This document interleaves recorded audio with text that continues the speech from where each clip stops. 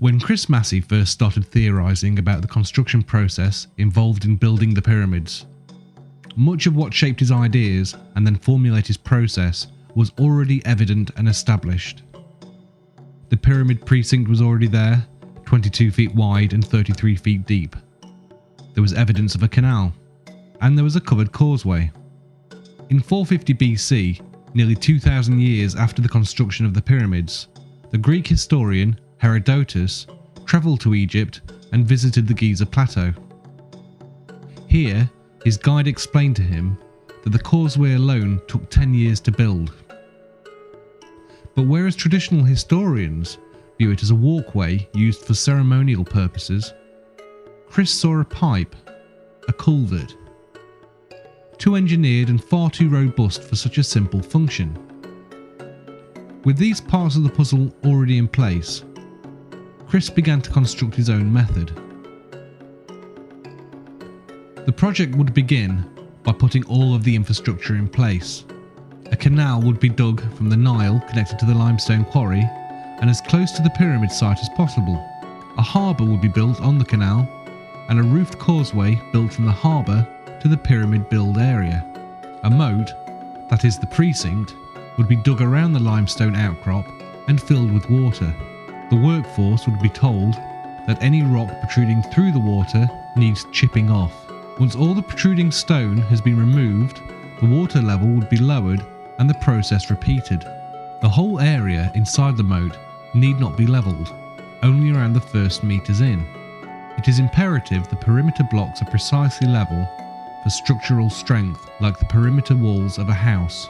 The interior is less important, and there is little need to remove rock only to replace it with blocks.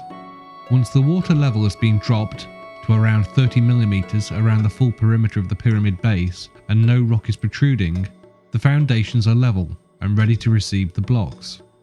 As soon as the project starts and infrastructure is being put in place, quarrying and shaping the blocks can begin. An enormous amount of blocks would be completed by the time the pyramid site is ready to accept them. When limestone is first quarried, it is a relatively soft rock which hardens when exposed to the CO2 in the atmosphere. By placing the blocks straight into water after they're released from the quarry face, the stone will stay softer and more easily worked with copper tools. By shaping the blocks in the water surface can be used as a constant level. By moving floats around the blocks, they could be easily turned in the water and all 6 sides levelled and shaped. Furthermore, working in water is also a more pleasant, cool, dust-free environment. The outer casing blocks would be quarried upstream at the quarry at Tura. A groove would be precisely carved into the quarry floor and every block would be placed into the groove during shaping. By using the water surface as a level, every block placed into the groove would produce exactly the same angled face, which would line up perfectly when placed. The casing block angle can be checked by using a simple water level.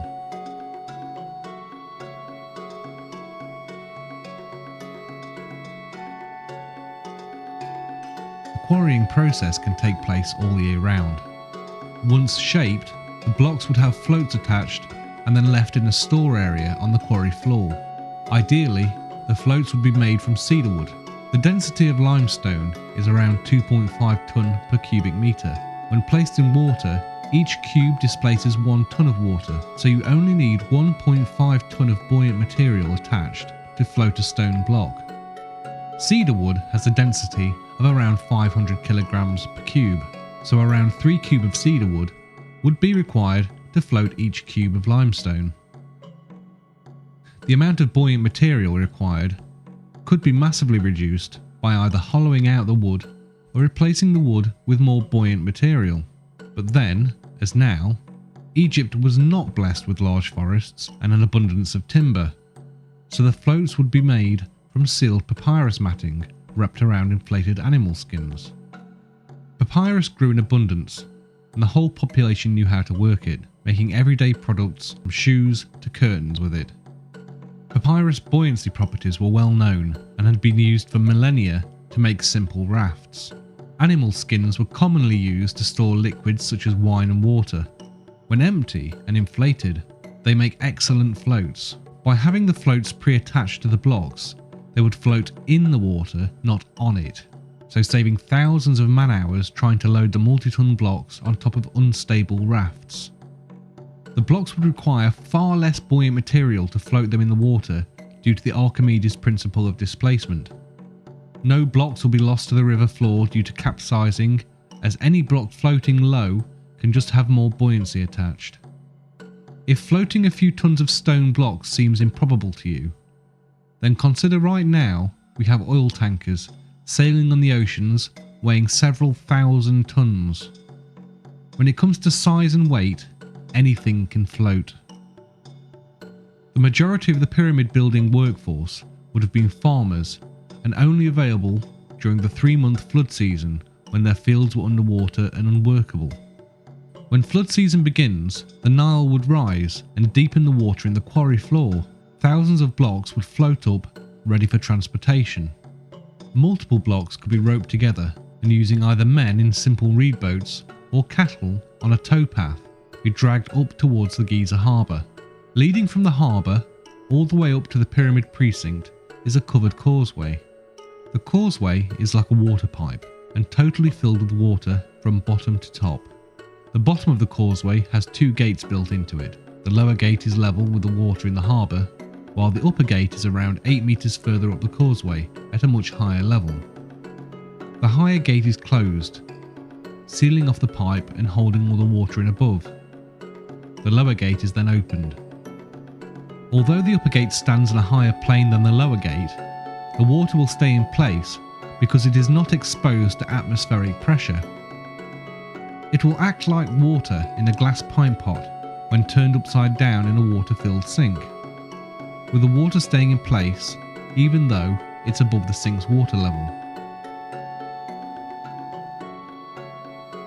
Atmospheric air pressure is the equivalent of a 25-foot high column of water. With the bottom gate open, blocks can be floated into the causeway. When the space between the 2 gates is full of blocks, the lower gate can be closed and the upper gate opened. The blocks will then float upwards towards the water-filled precinct. Due to the pressure of water on the bottom gates, an extra pair of gates would be built around halfway up the causeway to reduce this pressure. An endless rope could be thread through the floor of the causeway and the blocks attached to speed up the flotation through the tube. After levelling the precinct, the moat would be semi-refilled with water. The blocks would float up the causeway and into the water-filled precinct. The first blocks to be placed are Tura-angled casing stones. They would be floated around the precinct and lowered into position along a precise, remarked line. When building a house, the perimeter brickwork is placed first to give the building its precise shape and strength, with the roof sitting on the perimeter brickwork and the majority of the internal wall not being load-bearing. Be it a house or a jigsaw, by starting and joining the perimeter pieces, a uniform shape is made. The interior will be then easily sorted out. The same will apply to pyramid building. Get the outer blocks precisely placed and the structure will have the right shape. The first few layers behind the facing blocks would need to be precisely cut and joined together to give the structure inherent strength. Due to the lower blocks not being raised above the precinct height, larger blocks can be placed, giving a strong foundation to the building. As each block layer is placed, it is checked for level against the water's surface. Adjustments would then be made to the blocks. When a layer has been completed and level checked, more water is added to the precinct moat, making the water deeper, so that the next layer can be floated into position.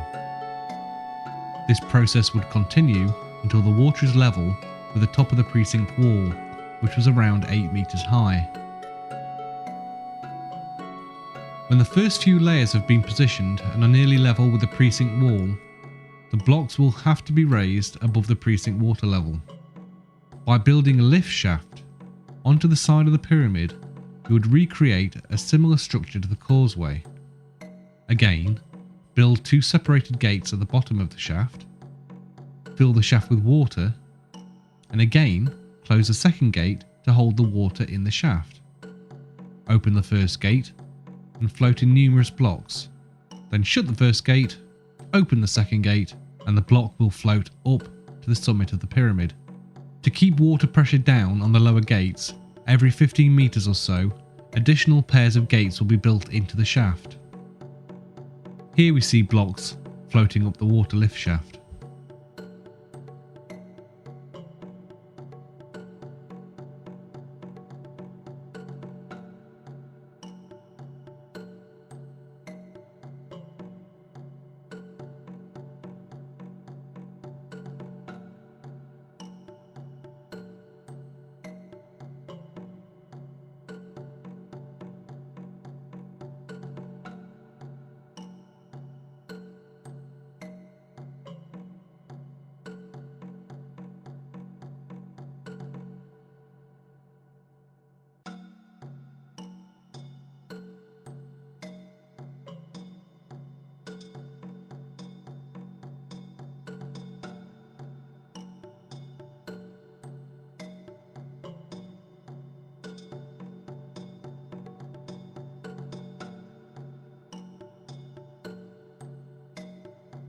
During the process of building the water shaft, the waste side of a facing block would be used to create a perfect seal, as it already starts at the correct angle. Here we see the process of extending the water shaft as the builders complete a layer of the pyramid. The final facing blocks are moved into place and the temporary wall is extended above. Either mud and masonry walls or a wooden box would be built around and above the lift shaft to form a temporary structure to seal in the water. Here we see an example using the mud and masonry wall. Once the top of the shaft is extended with the mud bricks, it is flooded with water. Because the quantity of water it contains is small compared to the shaft, it doesn't require the same level of reinforcement. Then, each of the blocks needed to create the next level are floated up and into place until the layer is complete. The lift shaft system requires the shaft to be heightened less than a metre for each pyramid level rise, taking relatively little material and time to build, compared to the heightening, widening and lengthening of the traditional ramp theory for each level rise of the pyramid. The shaft wall could be anywhere up to 3 meters thick, circumventing any issues regarding water pressure. Further to this, the shaft would be waterproofed. There are many ways to achieve this given the materials available at the time. These include overlapping animal skins, timber, bitumen bricks, or the most likely solution would be to line the shaft with dried clay plaster, which is then covered with waterproofing animal fats or bitumen, as often used by their neighbours the Sumerians. After a layer is completed, a gully is built around the perimeter of the upper level. It is made watertight by lining the floor and walls of the gully with mud and let the scorching Egyptian sun bake the clay dry. Once dried, the gully can be filled with water. Levels can again be taken and extra mud applied to the gully floor to make minor adjustments. The lift shafts would be extended to join the gully. Blocks can then be floated up the shaft and into the gully and then be floated anywhere around the pyramid. The most difficult part of pyramid building is raising the multi-ton blocks hundreds of feet into the air, which the water shaft does relatively easily. Once the blocks are up to the high level, they could just be pulled on rollers or dragged on a wet mud floor into position. But as water-filled gullies would already be in place to check the structure for levelness, it could be extended and used to float the blocks directly into position. Due to the enormous amount of blocks on the lower levels, a lift shaft would be built on all 4 sides to speed up the erection process. The perimeter casing blocks are floated into position first, and then a small wall is built on top to form a gully. This image shows how the pyramid site would look during erection. A deep water gully would be required if the majority of the floats are stacked on top of the blocks. They could then be positioned tight next to each other as pictured. If, however, the floats significantly sail past the side of the blocks, a shallower gully system could be used and positioned as in the picture. There is significant evidence that spring water bubbled up under the pyramid, fed from the water of the significantly higher Lake Maurus, as a natural spring from the lake lies directly underneath the pyramid.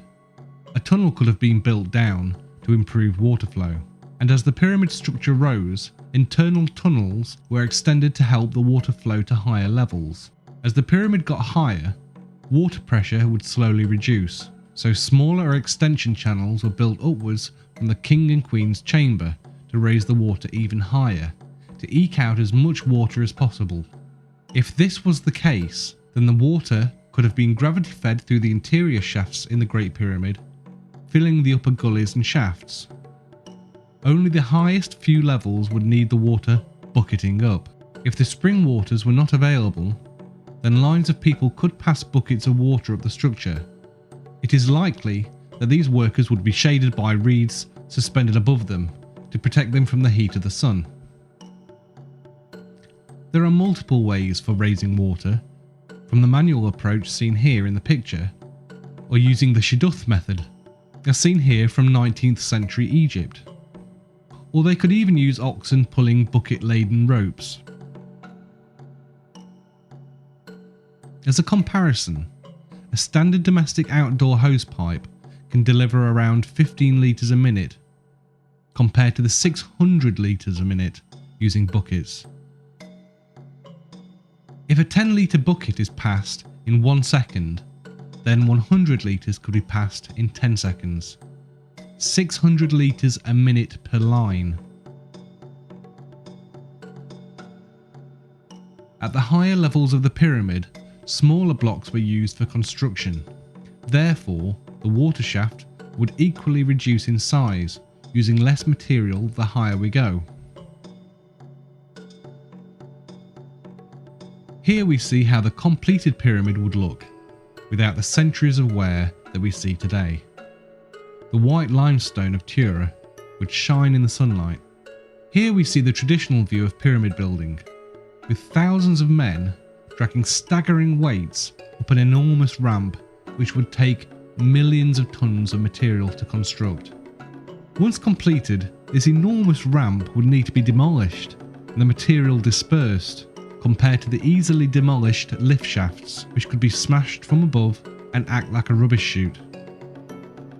Evidence is beginning to surface that lends itself to the theory of using water shafts for moving the blocks to the pyramids. The picture you see here is of a roofed causeway that was discovered near Snefru's bent pyramid. The walls are almost 3 meters in height and 2.5 meters wide. This type of causeway is just like the kind that Chris imagines with his theory. Well, how about this?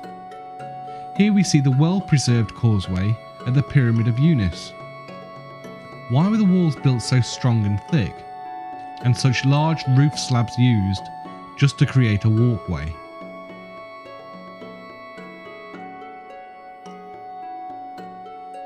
Even National Geographic have posted a story on the discovery of a canal linking the Aswan quarry to the Nile River.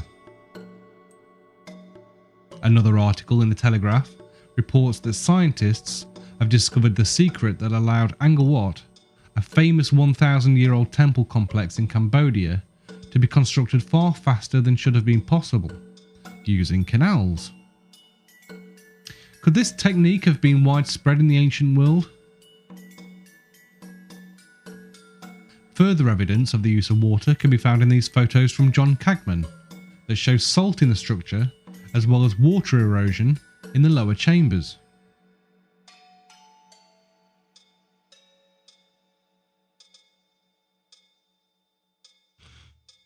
Compelling new evidence is now coming to light that there were significant, large high-pressure springs bubbling up on the Giza plain at the time the pyramids were built. These high-pressure springs were fed by a huge underground aquifer, fed at the time from the faster-running deeper Nile. We also have supporting evidence to the flotation theory in the discovery of connection bosses. As you can see in the image, these bosses have been found on various pyramid blocks, much like the modern day lifting lugs. Because of their orientation, it is clear that they would be used to suspend the blocks from above, as would be the case with flotation. Other evidence that lends credence to the flotation theory is the fact that throughout the pyramid structure, salt and water-based impurity has been found.